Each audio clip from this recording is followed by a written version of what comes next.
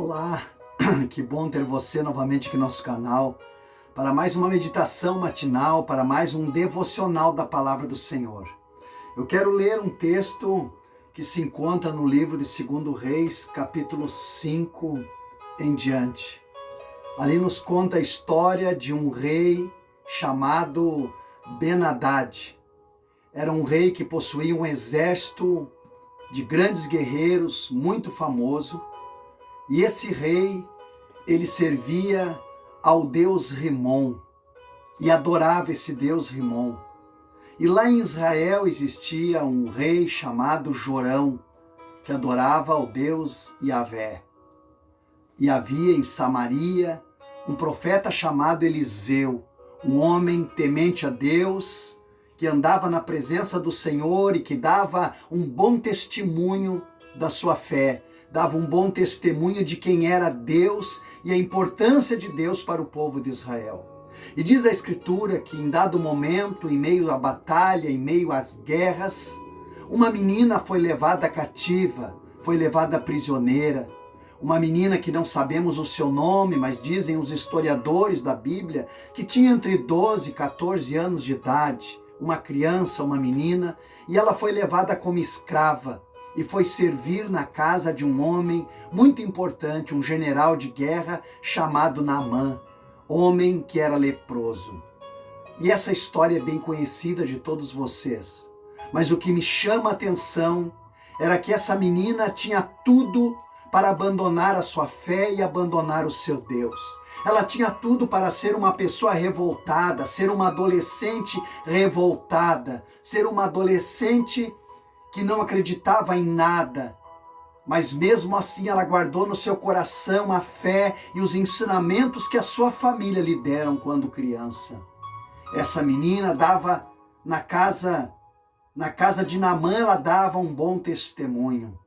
Eu acredito que ela passou por muitas lutas, mas ela nunca abandonou a sua fé porque ela sabia quem ela era. Ela era descendente de Abraão e a Escritura dizia que toda aquela terra seria dela e do povo de Israel. Ela guardava em secreto a sua fé. E aí, ela dando um bom testemunho naquela casa, diz a Escritura, que em dado momento ela chegou para a sua senhora, a esposa de Naamã, e disse: se o meu senhor estivesse diante do profeta de Deus que existe lá em Samaria, ele curaria Naamã da sua lepra. O que mais me surpreende nessa história é que a senhora, dona dessa escrava, não duvidou da palavra da menina. E quando a mulher contou para o seu marido Naamã, Naamã também não duvidou da palavra desta menina. E quando Naamã foi lá e falou com Ben-Hadad, o rei da Síria, o rei Ben-Hadad também não duvidou da palavra dessa menina. Sabe o que me chama a atenção nessa história e nesse detalhe? É que o testemunho vem antes da tua palavra, o testemunho vem antes da tua vida com Deus, o testemunho vem antes da pregação da tua palavra.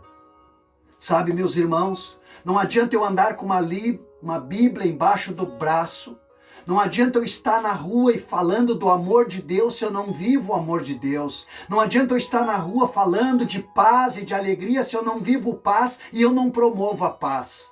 E assim tem muitas igrejas que estão mortas na fé, igrejas que estão sendo destruídas, porque as pessoas pregam uma palavra que não vivem.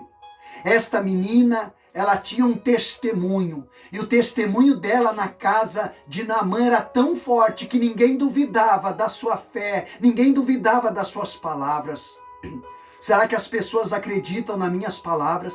Será que as pessoas na minha família, ao redor da minha casa, acreditam na Bíblia, no Deus que eu prego, no Deus que eu falo? Será que o meu testemunho tem valor e tem peso na sociedade, em meio aos meus amigos?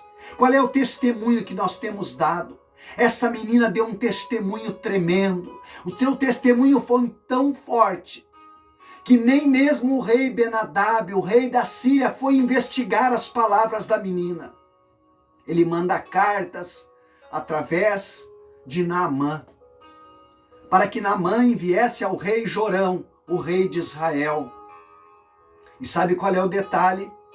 O rei de Israel, o rei Jorão, era filho de Jezabel com Acabe.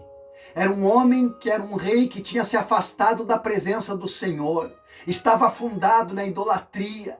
Ele havia implantado novamente o culto ao bezerro. Sabe o que me chama a atenção? É que Jorão não tinha nada para dar não tinha nada de Deus na sua vida. Jorão estava afastado dos caminhos do Senhor. Jorão estava desviado da presença do Senhor. Ele não tinha um testemunho para dar. E ele não conhecia e não sabia que Eliseu era um homem de Deus. Porque as pessoas, quando estão desviadas e afastadas do caminho do Senhor, elas se afastam da presença de Deus e se afastam das pessoas que estão na presença de Deus. E assim Jorão, não tendo nada para dar, achou que o rei Ben-Hadad estava achando um pretexto para destruí-lo.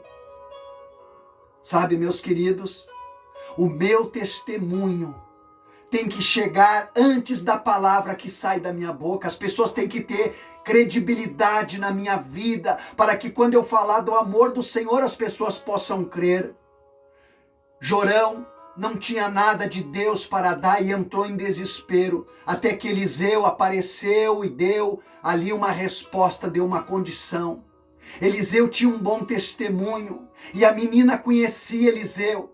A menina disse para sua senhora: se o meu senhor estivesse na presença do homem de Deus que está lá em Samaria, ele curaria. Ela tinha confiança, porque Eliseu dava um bom testemunho da sua fé.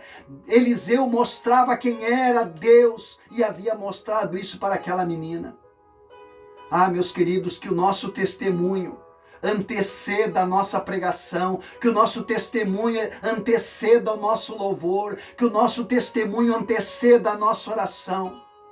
Tem pessoas, meus irmãos, que eu nem aceito a oração deles, porque são pessoas que não têm vida com Deus, são pessoas que não estão apegadas em Deus.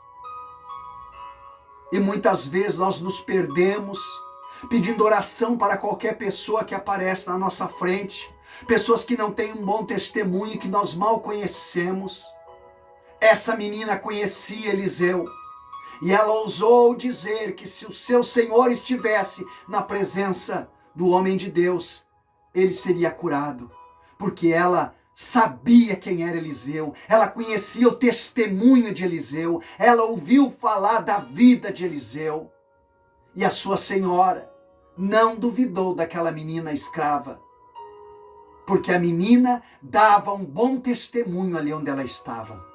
Que nós venhamos a dar bons testemunhos da nossa caminhada, para que as pessoas possam acreditar na palavra, acreditar no poder de Deus, através do meu testemunho da minha vida. Quantas igrejas estão aí que entristeceram o Espírito Santo, e os pastores muitas vezes vão pregar e ficam dizendo que a culpa é da igreja, que a igreja está morta, a igreja não está glorificando, a igreja não está aplaudindo, a igreja, e ficam ali fazendo chacota da igreja. A igreja, meus irmãos, ela é movida pelo Espírito Santo. A igreja, ela pertence a Deus. Mas muitas vezes o grande problema não está no meio do povo na igreja, o problema está aqui no altar. Pessoas que não têm comunhão com Deus, pessoas que não têm nada para dar. Jorão não tinha nada para dar para o rei Ben-Hadad da Síria, não tinha nada para dar para Naamã. Mas Eliseu tinha algo para dar de Deus. Que nós possamos também ter algo para dar para a igreja, porque quando nós demos algo para a igreja, o Espírito Santo se move. Eu tenho que ter o Espírito Santo na minha vida para que a igreja possa receber alguma coisa. Não é a igreja que tem que ter o Espírito Santo para passar para o pregador, é o pregador que tem que ser cheio do Espírito Santo para falar para a igreja. Eu tenho andado por aí, tenho visto muitas igrejas mortas, de pregadores que não têm unção, não têm vida com Deus, e acabam botando a culpa na igreja, dizendo que a igreja está fria, que a igreja não está glorificando. Meus queridos, a igreja só vai glorificar quando ela sentir a presença do Espírito Santo, quando ela sentir a presença de Deus. E sabe aonde ela vai sentir a presença de Deus? Sabe aonde ela vai sentir o Espírito Santo? É na mensagem do pregador, é na vida do pregador. Que o teu testemunho anteceda a tua pregação, que o teu testemunho anteceda a tua oração, anteceda o teu louvor. Que o teu testemunho anteceda, venha antes do que você vai falar, para que as pessoas possam acreditar no Deus da Bíblia, no Deus que você prega. Vamos orar. Senhor, obrigado por essa palavra.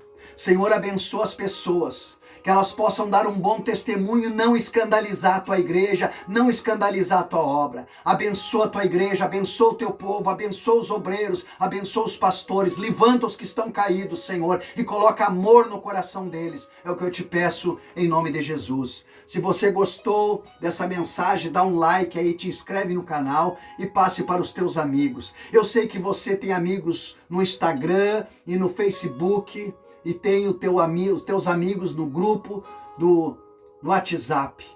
Passe para eles, compartilhe essa mensagem, porque alguém está precisando ouvir esta palavra.